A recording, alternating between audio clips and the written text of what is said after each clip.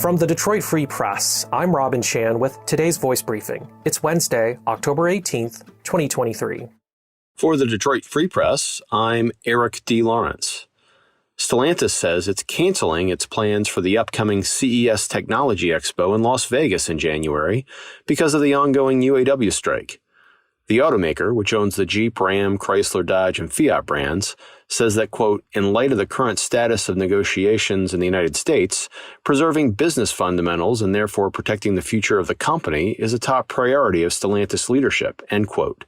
Stellantis says the decision to pull out of the event, formerly known as a Consumer Electronics Show, is part of a contingency plan and that it's, quote, executing comprehensive countermeasures to mitigate financial impacts and preserve capital, end quote. The company hasn't said how much the strike is costing it. The UAW's targeted strike strategy against specific Stellantis, Ford, and General Motors facilities started in mid-September. The decision to cancel participation in CES in 2024 is notable because Stellantis and other automakers have used it more and more to showcase their technology chops. The company showed a concept version of its planned electric pickup at CES this year. Stellantis did, however, also have an extensive display area at this year's Detroit Auto Show, where it revealed the 2024 Jeep Gladiator.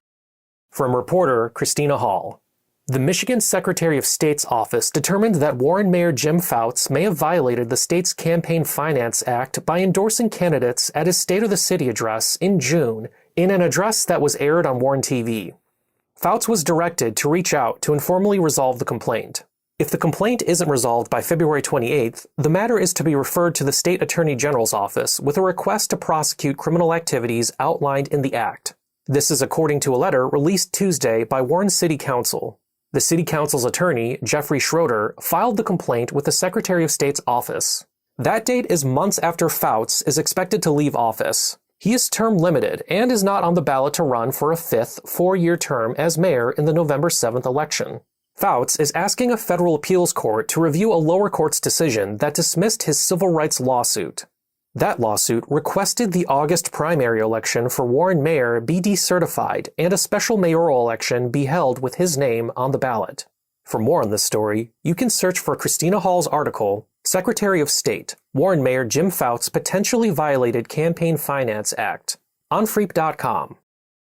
I'm Andrew Burkle with the Free Press Sports Department, and one of the biggest college football games played every season has arrived. It's Michigan State week, but you wouldn't be faulted if you just can't get as excited for the big game as normal. Obviously, the biggest factor is the team in East Lansing. Seemingly nothing is going right for the Spartans this year, from Mel Tucker's sudden firing to the Spartans' inability to get out of their own way on the field. It's all, well, ironically, left everyone feeling blue in East Lansing. Meanwhile, to say it's been the exact opposite in Ann Arbor might actually be an understatement. The Wolverines are 7-0 this year, and the closest game they've had all season was a 31-7 victory over Rutgers at home. And that felt like they had to sweat it out compared to the rest of their wins. 52-7 against Indiana, 52-10 against Minnesota, 45-7 against Nebraska. And that's just the last three games. No matter how you spin it, the Wolverines are rolling and the Spartans are not. Michigan is a 24.5-point favorite over the Spartans. But put it this way, if you want to bet just for the Wolverines to win on Saturday, you'd have to bet $3,000 just to win 100. So it's safe to say Vegas isn't worried about the Wolverines losing. But still, this game is about so much more than what happens on the field. It's all about the different college football fans in the state who spend every Saturday doing the same thing, but in different cities, coming together for one heated game a year. After all, more than anything, this game is all about bragging rights. There's actually an age-old question that always goes around in different forms, but essentially it's this. Would you rather have a terrible season but beat your rival, or a great season and lose the game you care about most? Don't try to tell me you haven't heard that one before. Well, Saturday may just be the ultimate test case for this hypothetical question. Everyone has their own opinions on the topic, but I'll tell you this. If MSU somehow pulls off the miracle of all miracles, you won't hear many state fans walking out of Spartan Stadium talking about what a horrible season it's been. Find more from the Detroit Free Press on Freep.com. That's FREEP.com.